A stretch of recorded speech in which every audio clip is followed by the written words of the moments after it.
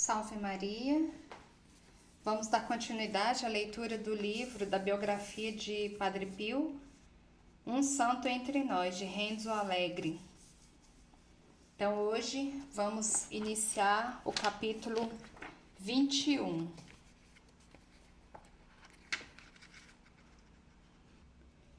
Na página 441.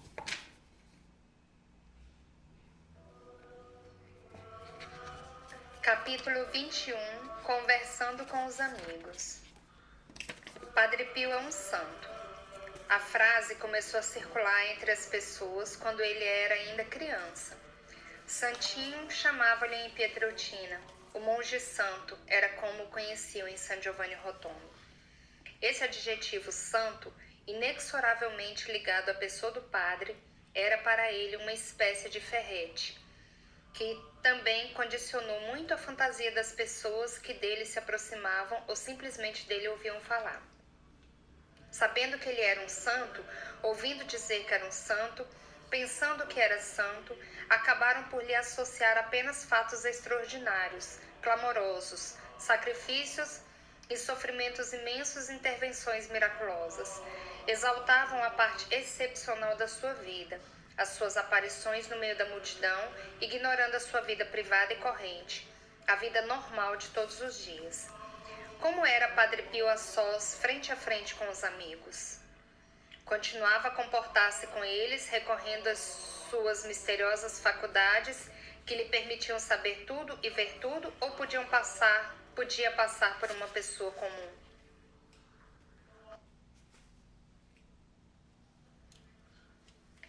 Havia alguns filhos espirituais de Padre Pio que tinham muita confiança nele.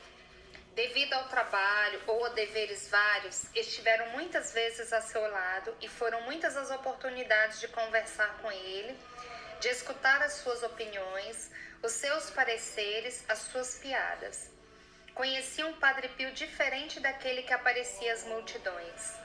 Eu conheci muitas dessas pessoas, sempre recorri a elas, convencido de que poderiam transmitir facetas únicas dessa personagem. Nos últimos tempos, também tenho tido a oportunidade de me encontrar com pessoas que conviveram assiduamente com o Padre Pio. Palavras do autor. Agide Finardi, um empresário genial, falecido em 2012 aos 90 anos. Vivia em Bolzano. A empresa que leva seu nome funciona na Itália, mas também no exterior. Era titular de muitas patentes exploradas em todo o mundo. Conheceu o Padre Pio em 1949 e desde então sempre foi seu amigo, até a morte.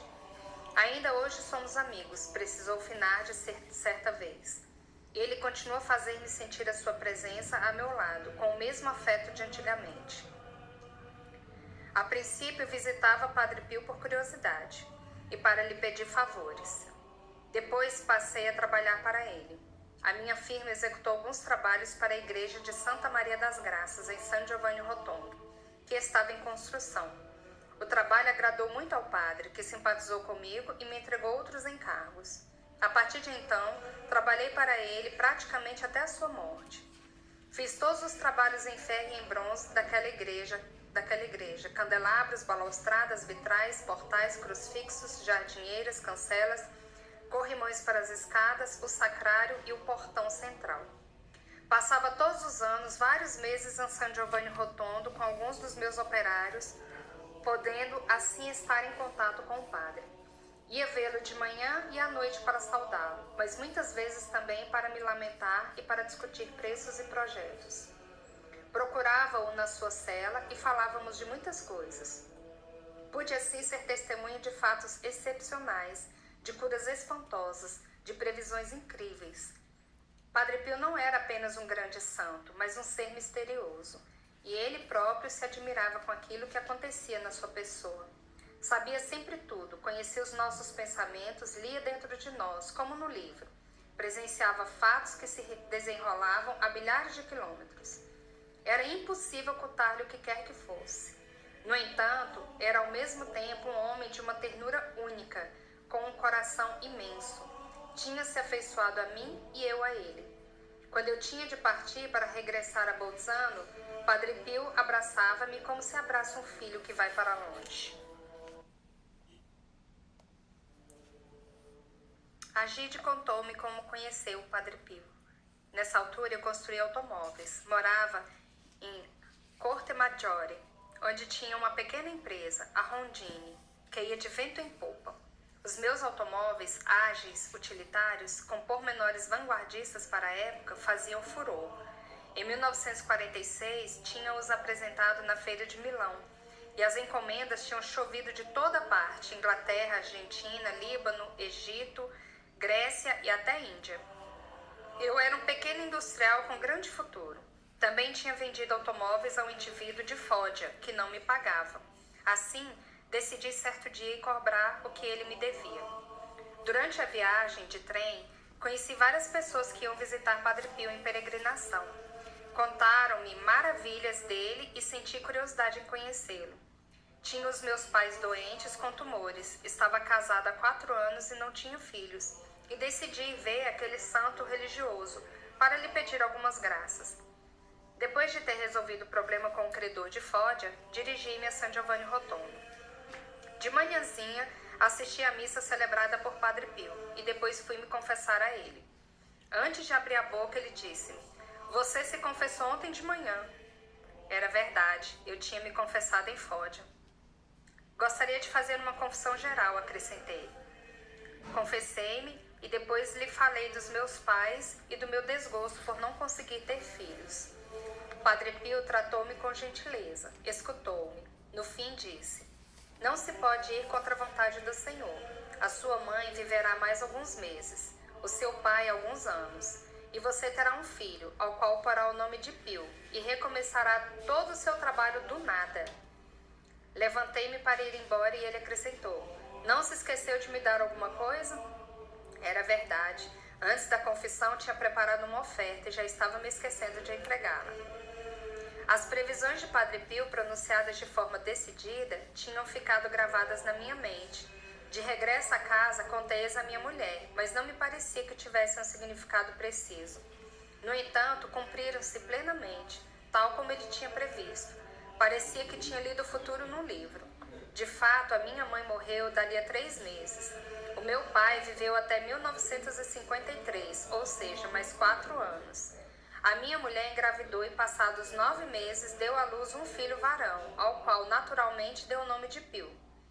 Por complicações familiares, depois da morte da minha mãe, fui obrigada a deixar a casa, a fechar a empresa de automóveis e a recomeçar tudo do nada trabalhando como torneiro, tudo como o Padre Pio predissera. Foi em 1953, depois da morte do meu pai, que regressei a San Giovanni Rotondo. Tudo o que me acontecera durante aqueles anos deixara-me muito perturbado e fizera-me passar por muitas provações. Eu estava desesperado, sobretudo por ter sido obrigada a sacrificar a minha empresa de automóveis. O fato de Padre Pio ter predito tudo tinha me deixado muito impressionado. Sentia que aquele religioso era um ser misterioso. Enchia-me de curiosidade, atraía-me, mas também me assustava. Nessa altura, eu não tinha muita fé. Como na minha vida tinha havido mudanças radicais e tudo parecia correr mal, voltei à sua presença para que me aconselhasse de algum modo. Mal cheguei, inscrevi-me para a confissão, mas tive de esperar 3 dias. Impaciente, tentei passar à frente de quem me precedia na lista de espera e consegui. Contudo, quando me ajoelhei no confessionário, o padre ordenou num tom maldoso: "Vá-se embora."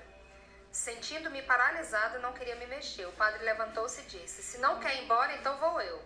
Fui obrigada a obedecer. Regressei à igreja e fui tomado por uma crise de choro. Comecei a refletir.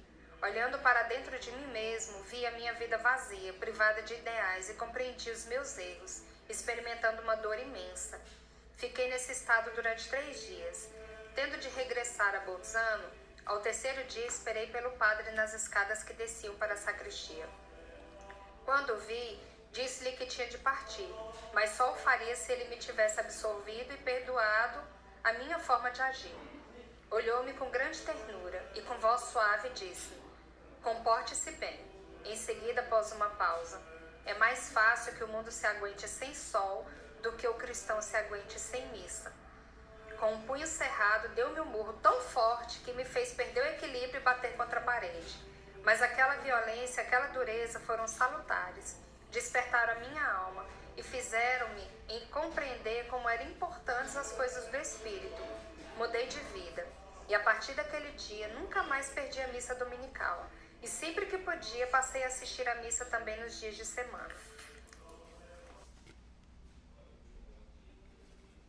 Desde então, regressei muitas vezes a San Giovanni Rotondo. Por vezes, ficava lá 3 ou 4 semanas seguidas.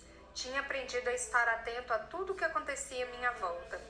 Viver ao lado de Padre Pio significava viver no mundo alheio às regras normais.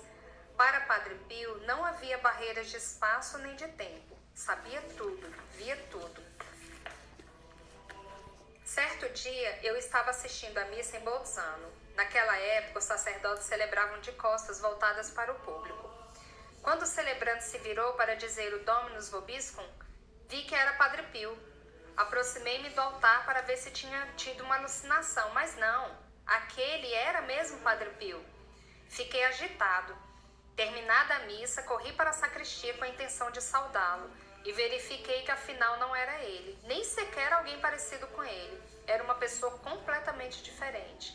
Não sabia o que dizer. Estava certo de que não tinha tido uma alucinação. De regresso a casa, contei tudo à minha mulher. Amanhã de manhã parto para San Giovanni Rotondo. Ela ficou furiosa. Vai deixar as crianças, vai me deixar, vai deixar o trabalho, você está louco. Não lhe dei ouvidos e parti. Mal cheguei, Padre Pio dirigiu-se a mim com um tom de censura na voz. Já chegamos ao ponto de eu ter de ir te buscar em casa? Fora ele que me chamara. Queria dar-me ordens sobre certos trabalhos a fazer na sua igreja.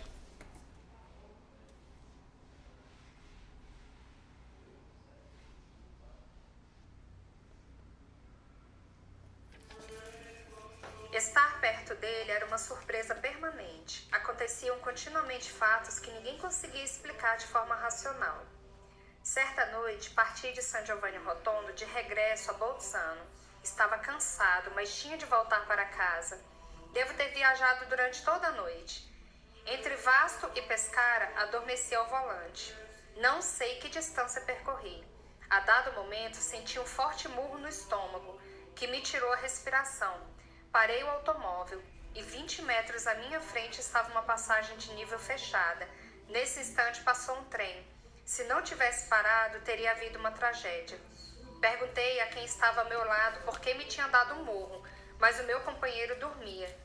Dei meia volta e regressei a San Giovanni Rotondo. De manhã fui ver Padre Pio. Antes de eu abrir a boca, disse-me em tom de reprovação. Olhe lá, quando se está naquele estado, não se deve dirigir. Quer que eu guie o carro até a sua casa? Fora ele que me salvara.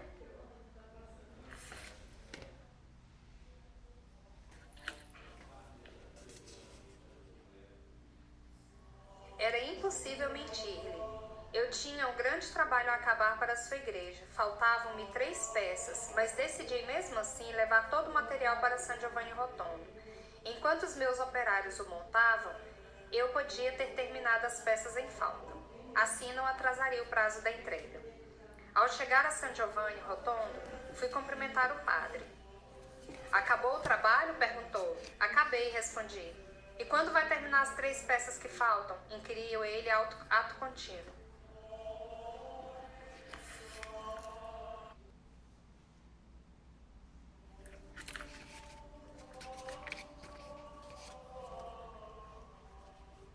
Enquanto eu estava em San Giovanni, recebi uma carta de certa senhora de Bolzano. Mandava uma oferta para o Padre Pio e dizia-me que perguntasse ao padre se era verdade que uma senhora de Jesse, estabelecida em Bolzano, fazia curas em seu nome. Entrei no convento e tentei passar primeiro pelo superior para lhe entregar a oferta. No corredor encontrei Padre Pio. Aonde vai com tanta pressa? Perguntou-me e acrescentou imediatamente. Que carta é essa que tem na mão? Eu ia ver o Padre Rafael, expliquei. E ele, dê-me essa carta que não é para Padre Rafael, mas para mim. Depois, sem abrir a carta, acrescentou: escreva a essa senhora e diga-lhe que eu não incumbi ninguém de fazer curas em meu nome. Se houver testemunhas de alguma curandeiro faz, serei eu própria a denunciá-la. Em outra ocasião, quando me despedia dele, antes de regressar a Bolzano, notei um ar alheio e com os olhos semicerrados, como se estivesse observando alguma coisa a grande distância. Murmurou: se consertarem a bicicleta e fizerem o cinzeiro, vendem o ferro e compram pão e vinho. Frases estranhas que eu não entendia. Pensava que não tinha ouvido bem as palavras e não pensei mais nelas. Chegada a Bolzano, dirigi-me à oficina e vi uma bicicleta com o guidão e os paralamas cortados. Recordei então as frases de Padre Pio. Chamei o responsável dos meus operários e perguntei-lhe se tinha feito um cinzeiro e se tinha vendido ferro e comprado vinho e pães. Fiz isso mesmo, replicou surpreendido, e acrescentou: mas como é que soube? Explicou-me que tinha consertado a bicicleta de modo a torná-la mais veloz, que o cinzeiro tinha saído mal e que, graças ao ferro vendido, tinha obtido 2.700 liras. Finalmente, com esse dinheiro, tinha comprado vinho e pão para todos. Padre Pio, em San Giovanni Rotondo, tinha assistido a tudo. Certo dia, confessei ao padre que estava cansado de viver sempre com o afã do trabalho e do dinheiro, sem nunca parar para descansar. O padre respondeu-me: a quem venderia a alma se fosse rico? Faça pela sua cabeça e assim pagará da sua bolsa. Eu tinha aceitado fazer as vidraças da sacristia em ferro e depois revesti-las em bronze. Era um trabalho difícil e tinha medo de não me sair bem. Padre Pio disse-me: olha lá, tem medo de fazer esse trabalho? Então para que sirvo eu? Não tenha medo, tudo vai dar certo, não fique preocupado. Alguns meses mais tarde, enquanto trabalhávamos, o padre veio nos ver e disse-nos: gostaria de enforcá-los, só sabem fazer barulho. Eu respondi: padre, não posso envolver o martelo pneumático num pano. Então ele disse: seria capaz de fazer uma boa ação hoje? Eu pensava que ele estava se referindo a não fazer demasiado barulho e respondi que sim. Mais tarde, ainda durante o dia, soube que Padre Plácido, internado no hospital, tinha piorado. Esperava um sangue vindo de Roma para uma transfusão. Era um tipo de sangue particular, B positivo. Era esse o meu grupo sanguíneo e por isso ofereci-me para a transfusão. Depois de ter dado sangue, porém, fiquei com uma dor de cabeça tão forte que mal conseguia ficar de pé. Senti-me muito fraco. Fui ver o padre, que me perguntou: já fez a boa ação de hoje? Padre, repliquei: se o senhor se refere a ter dado sangue para Padre Plácido, então fiz. E o que queria você que eu me referisse? Mas por que não pediu que lhe dessem conhaque? Vá até a hospedaria, como um bife mal passado e amanhã não venha à missa, venha só à tarde.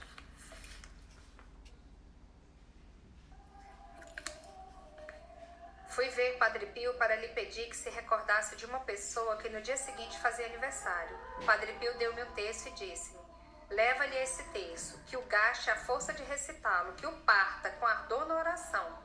E muitos parabéns por todos os anos que ainda tem para viver. Depois de me ter confessado a Padre Pio, pedi-lhe se me podia dar uma pequena lembrança para alguns dos meus conterrâneos. Deu-me 3 medalhinhas. Padre, são 4 pessoas, exclamei. E ele: uma delas tem que se converter primeiro, só depois receberá a medalhinha. Com efeito, uma dessas pessoas pertencia a uma família protestante.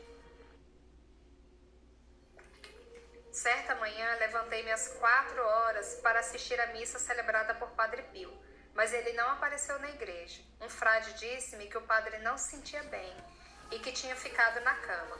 Pedi autorização para entrar na sua cela. O padre estava na cama. Percebi que tinha as luvas em cima da mesa de cabeceira. Peguei-as bem depressa, coloquei-as no bolso e fui-me embora correndo. Ao meio-dia, fui almoçar na hospedaria. Estava falando com a proprietária, senhora Santoro, quando, ao procurar um lenço no bolso, deixei cair as luvas de Padre Pio. A senhora Santoro foi mais rápida do que eu. Pegou-as e não quis mais devolver. Cheguei mesmo a oferecer-lhe dinheiro, mas não voltou atrás. Fiquei amargurada e muito triste. Não sossegava por ter perdido um objeto tão íntimo do padre. À noite, fui cumprimentar Padre Pio e o encontrei sentado numa poltrona, entretido, conversando com algumas pessoas. Engendrei um plano. Quando o padre me desse boa noite, eu beijaria suas mãos e depois, ao sair, pegaria as luvas de cima do criado mudo. A dado momento, o Padre Pio exclamou: "Viva, boa noite!" Aproximei-me então, beijei-lhe a mão e ele, de repente, agarrou-me as duas mãos e, mantendo-as bem presas, empurrou-me até a porta. "Fica para a próxima." Alguns dias mais tarde, a senhora Santoro me disse que tinha confessado a Padre Pio que as luvas estavam com ela, mas que as tinha tirado de mim. O padre respondera-lhe que podia ficar com elas. No entanto, eu temia que ele tivesse ficado zangado comigo pelo meu ato. Tinha muito medo de me ir confessar a ele. Enchi-me de coragem e contei-lhe tudo. O padre disse-me: "Bravo, além de me contar essas coisas, também veio me roubar no meu próprio quarto." "Padre, se quiser, eu lhe trago as luvas de volta. Peço à senhora Santoro que as devolva." "E ela vai mesmo devolver?" "Mas se eu lhe disser que foi o padre que mandou, ela obedecerá." "Se você tivesse roubado do seu pai uma coisa que queria para recordação, ele ralharia?" "Não," respondi. E ele: "Então por que haveria eu de ralhar?" "Posso pedir à senhora Santoro que me dê uma?" perguntei. "Se ela der, guarde-a." Preparava-me para sair correndo do confessionário, mas o padre deteve-me. "Espere, tenho de lhe dar absolvição. E não tenha pressa. Ontem à noite a senhora deu-me uma das luvas."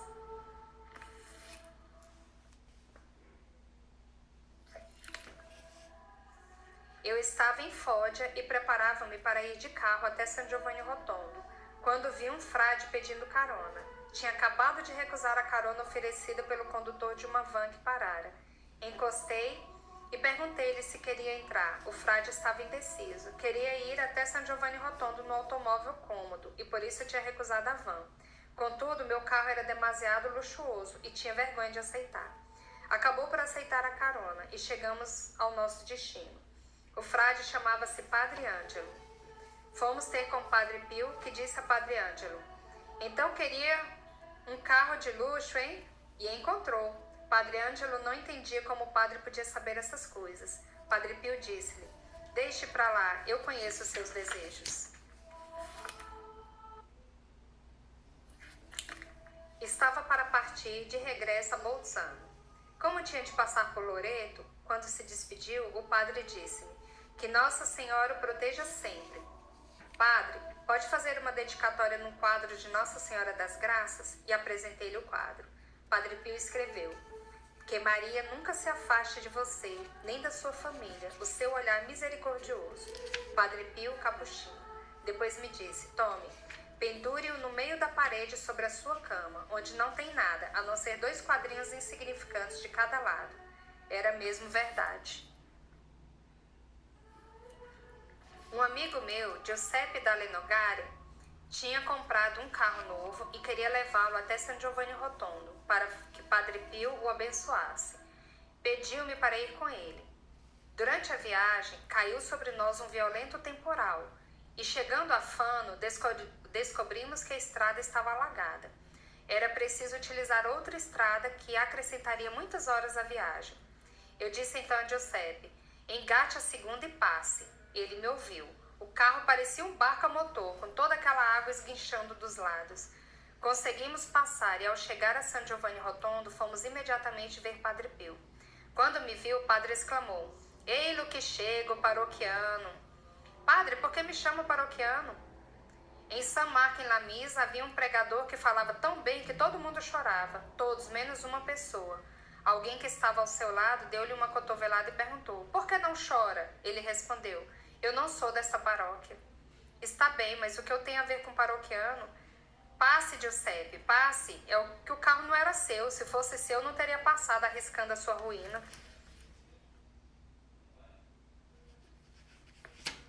Cabia a mim ajudar Padre Pio a celebrar a missa. Lembro-me que uma vez fui assaltado por uma forte dúvida. Pensei que as mãos do padre talvez não sangrassem realmente. Pus-me a rezar tentando afastar aquela suspeita, mas ela parecia caruncho.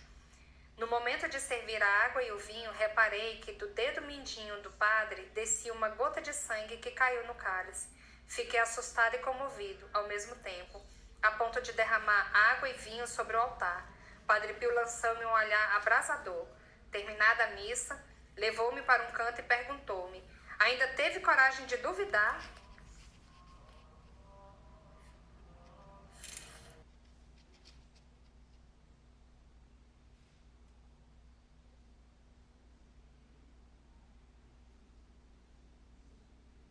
Giovanni Baldassi deixou esse mundo em dezembro de 1997.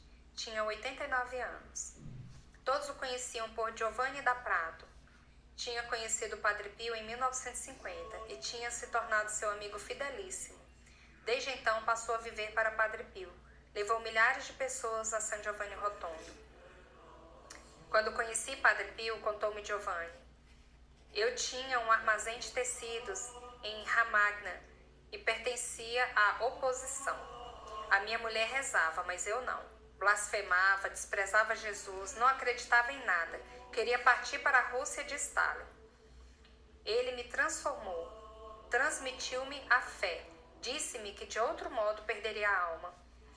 O meu primeiro encontro com ele correu mal.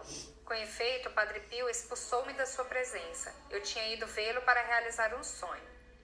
Era o dia 14 de abril de 1950. Durante um ano, o padre continuou me mandando embora. Certo dia eu disse: padre, o senhor tem me mandado embora ao longo de um ano por causa de umas prostitutas e de outras tantas blasfêmias. Se soubesse que sou comunista, iria me matar. Ele abraçou-me com força e disse: não é a cor que nos divide, o que você tem é a alma suja, e eu para o inferno, por sua causa, não vou. Vá confessar-se a outro e depois comungue. Mais tarde, tornamo-nos amigos. Eu passava 20 dias por mês em San Giovanni Rotondo. Quando o padre terminava suas funções, juntávamos sempre. Ele me chamava. Lembro-me que os meus amigos me provocavam por eu estar sempre o visitando. No entanto, não havia nada a fazer. Se eu não fosse, ele me chamava. Gostaria de recusar, mas era impossível. Não sei o que ele via em mim, já que era um ateu. Durante um ano, mandava-me sempre embora. Em 1953, levei-o no meu carro para votar. Eu tinha um Lancia B14 Aurélia. Só havia 7 exemplares em toda a Itália. Para comprá-lo foi um verdadeiro sacrifício. Padre Pio disse-me: venha cá, sente-se. Diga lá quanto custa o seu carro. 1,8 milhão, respondi. Já o pagou? Não. E como conseguiu que eu entregasse? Com as promissórias. E quanto lhes deu? 200.000 liras e depois uma promissória enorme a cobrar de 6 em 6 meses. E como as amortiza? Com aquilo que tenho, padre. Eu costumava utilizar o automóvel para levar pessoas a San Giovanni Rotondo. Por isso ele me perguntou: quanto ganha por pessoa? 10.000 liras. E quanto custa o trem? 15.000 liras. Devia cobrar o mesmo que o trem. Por que há de receber menos? Se eu cobrar tanto quanto o trem, tenho medo que depois as pessoas deixem de vir. E eu gosto de vir aqui.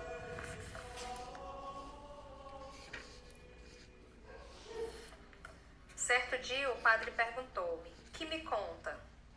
Padre, tenho muitas cartas, mas não sei qual é a mais urgente. É esta, exclamou ele, e retirou-a das minhas mãos. Era de uma senhora que tinha de ser operada de um câncer. Tratava-se da senhora Messi, mulher do fabricante de óleo. Depois tudo correu bem. Ela tinha 48 anos e só morreu aos 80. O meu pai foi visitar Padre Pio quando tinha 78 anos. Davam-lhe apenas 20 dias de vida, pois tinha um câncer no estômago. O padre deu-lhe um murro no estômago, em seguida abraçou-o e disse: vá e não se preocupe. O meu pai desatou a chorar. Então Padre Pio gracejou: é um chorão, e da próxima não o abraço, porque assim passo vergonha. Nós somos da classe de ferro. Eram ambos da mesma classe. Lembro-me que antes daquela viagem, meu pai e eu estávamos juntos em Rimini. Na hospedaria Vecchia Rimini havia um grande espelho na sala de jantar. Tínhamos de passar diante dele quando íamos comer. Meu pai parou diante do espelho e disse: você anda transportando um morto pelo mundo.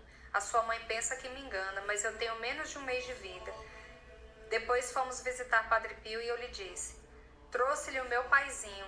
Onde está ele? Está no corredor. Talvez depois o cumprimente. Traga-o aqui. Mas como se chama ele? Carlo. Então Padre Pio grita: onde você está, Carlo? Estou aqui, padre. Venha cá, e abraçou-o. Mais tarde meu pai disse-me: sabe, Giovanni, aquele homem é uma coisa extraordinária. Quando me abraçou, senti-me invadir por um grande bem-estar. Há 3 meses que não consigo comer carne, nem pão, nem posso fumar.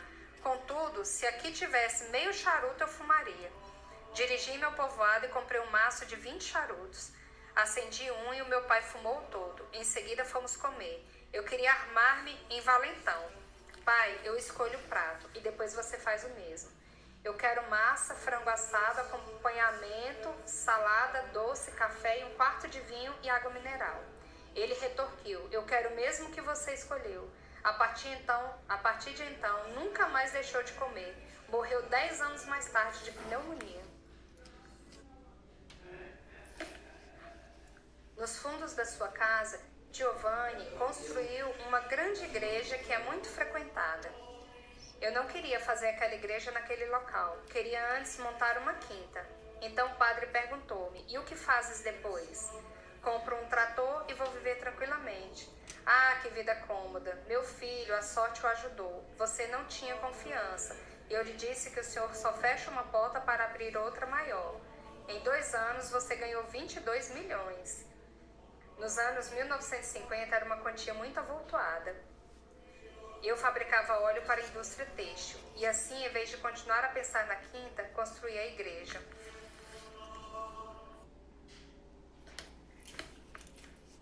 As relações de Padre Pio com as pessoas sempre tiveram características surpreendentes.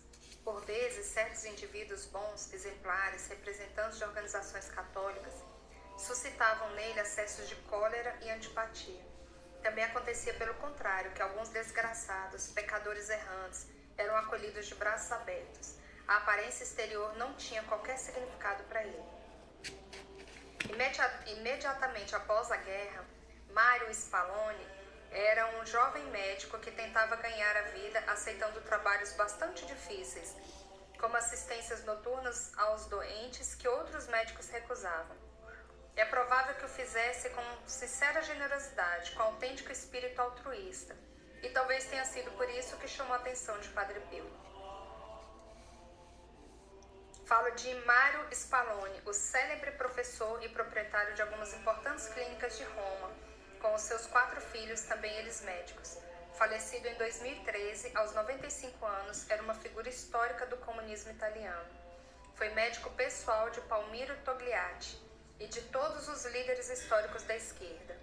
Ora, nos anos 40, quando o comunismo era considerado o inimigo número 1 da religião e, portanto, da igreja, o professor Spallone tornou-se filho espiritual de Padre Pio. Visitei-o pela primeira vez em 1944, contou-me o professor Spallone. Acolheu-me com afeto e abraçou-me. Desde então, tenho sentido sempre a sua presença ao meu lado e sei que tudo o que realizei devo a ele. O padre sempre me protegeu e guiou. Encontrei o professor Spallone no seu consultório. As paredes estavam cobertas de fotografias das pessoas que lhe eram queridas. Os seus pais, a sua mulher Luana, o seu mestre, professor Frugoni, Togliatti e Nilde Iotti. Todas as fotografias têm dedicatório. Em cima da mesa, pelo contrário, precisamente diante dos seus olhos, vêm-se 4 fotografias de Padre Pio. Há ainda outra grande sobre a mesinha de telefone. O mesmo acontecia na clínica. As fotografias de Padre Pio estavam presentes em toda parte, não de forma ostensiva, mas discreta, presidindo as diversas atividades.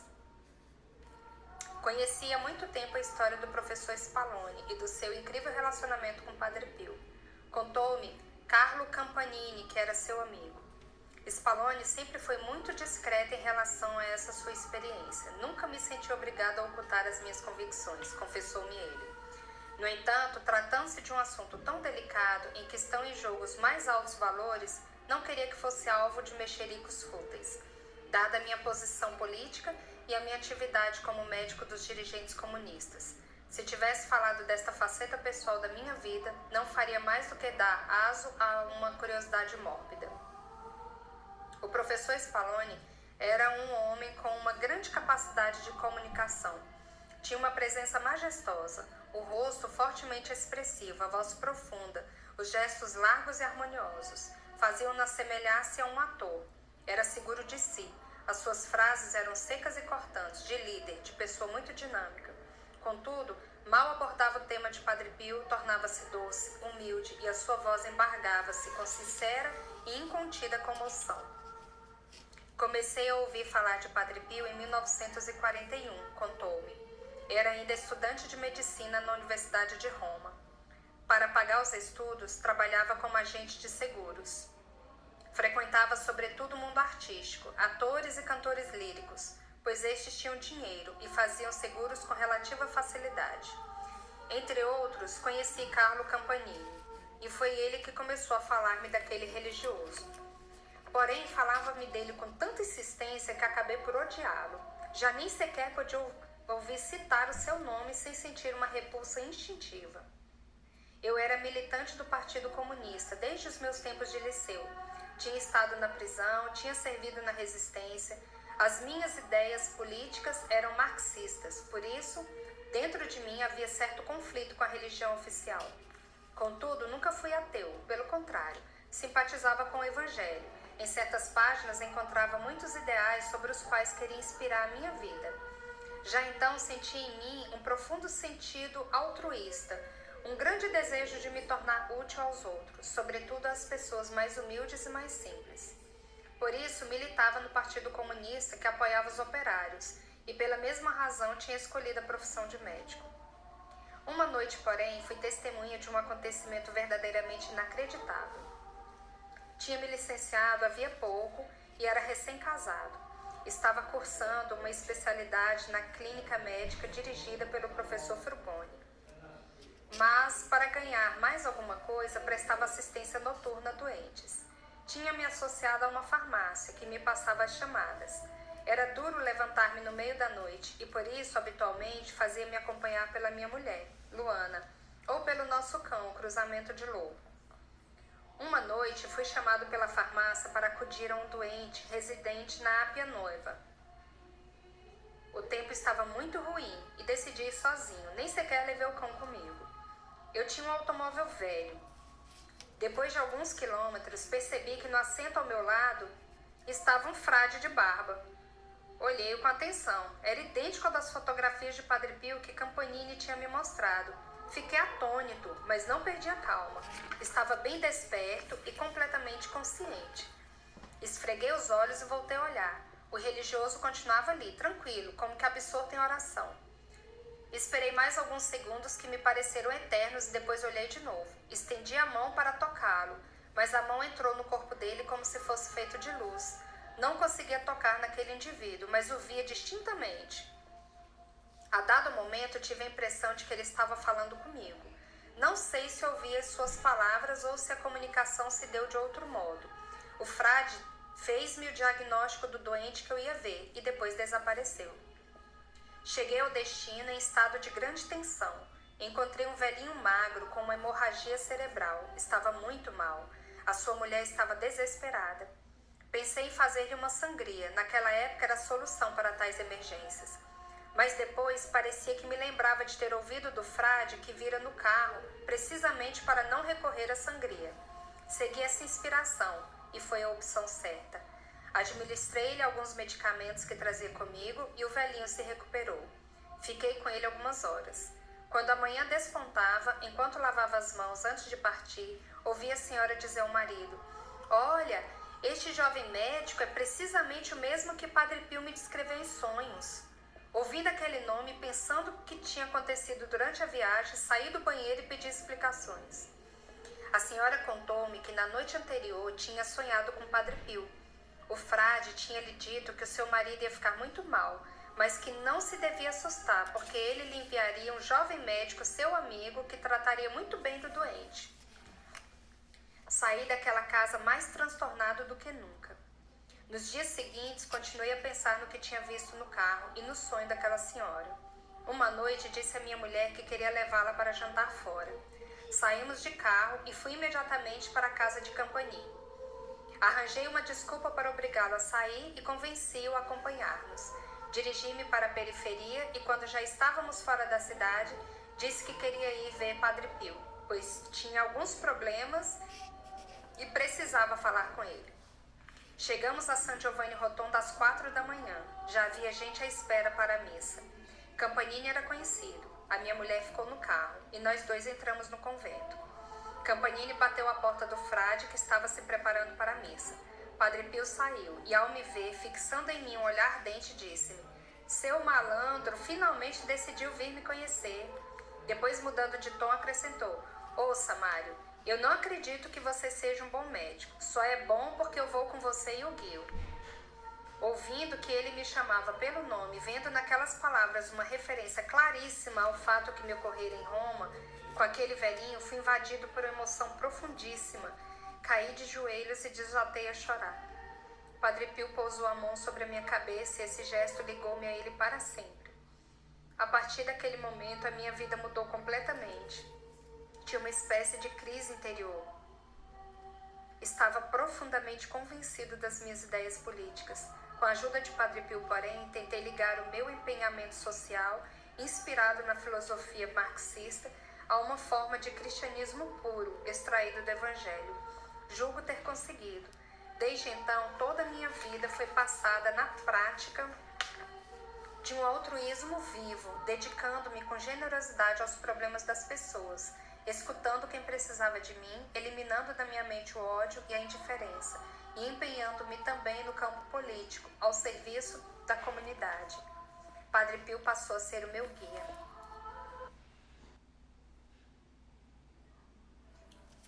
Monsenhor Domenico de Sino recordava que, quando era criança, em 1923, passou alguns dias em San Giovanni Rotondo, no convento dos Capuchinhos, de onde partiria mais tarde para frequentar o liceu, em Santa Elia Pianese.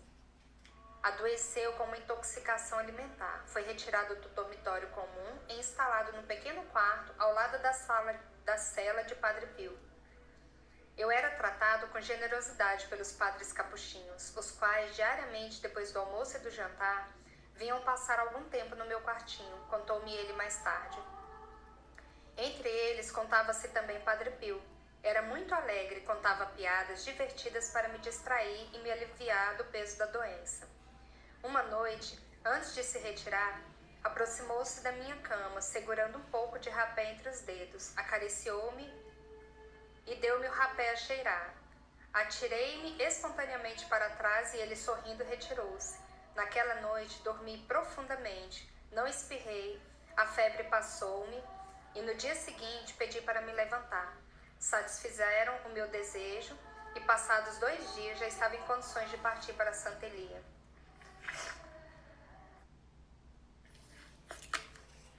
O Padre Pio sofria muitíssimo com o calor. Para ele, o verão era um tormento. Procurava lugares à sombra, tentando encontrar um pouco de conforto. Foi pela primeira vez a San Giovanni Rotondo, precisamente para fugir ao calor que imperava em Foggia, onde então se encontrava. O frescor de San Giovanni Rotondo levou-o a pedir aos superiores para ser definitivamente transferido para aquele convento.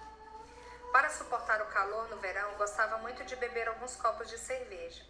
Um filho espiritual seu tinha-lhe oferecido um aparelho de ar-condicionado.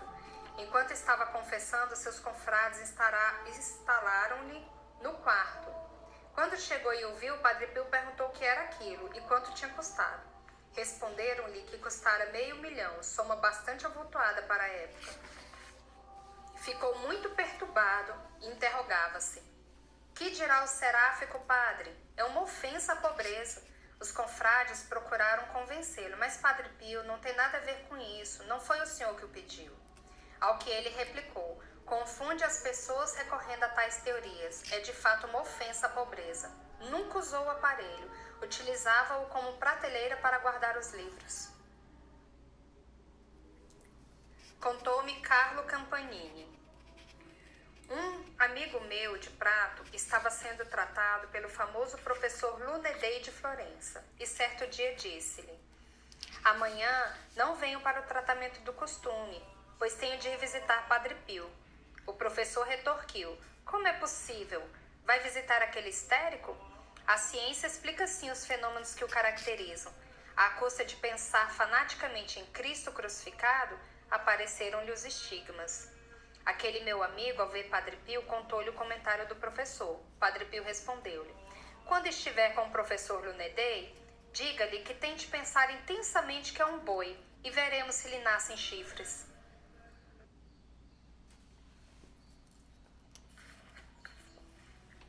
Estes testemunhos e estes episódios falam por si. Poderíamos continuar a contá-los até o infinito, porque a vida cotidiana de Padre Pio estava cheia deles. São episódios simples, dos quais emana, porém, a sua grande humanidade e o seu amor pelas pessoas, e que demonstram como a santidade é feita de coisas humildes. O santo é um de nós, que vive no meio de nós, mas sempre com o coração puro, procurando a harmonia e o bem dos irmãos. O santo não deve ser posto no pedestal. Não critica nem se revolta contra quem lhe faz mal. Vive na harmonia, enfrentando as próprias adversidades com calma e confiança. É verdade que um personagem carismático como Padre Pio não se podia libertar dos dons recebidos. Por isso, muitos acorriam a ele convencidos de que bastava tocar-lhe para ser agraciado. Ele, pelo seu lado, ficava contente quando podia dar aos outros alguma alegria, algum benefício. Encerramos então o capítulo 21. Eu sei que ficou bem comprido, mas pulei muitas partes porque não dava para ler tudo. Estamos na página 482. Então no próximo já estamos acabando, acho que faltam mais 4 capítulos. Então estamos acabando já, e essa é uma pequena parte, né, da vida de Padre Pio. Até o próximo, se Deus quiser. Salve Maria!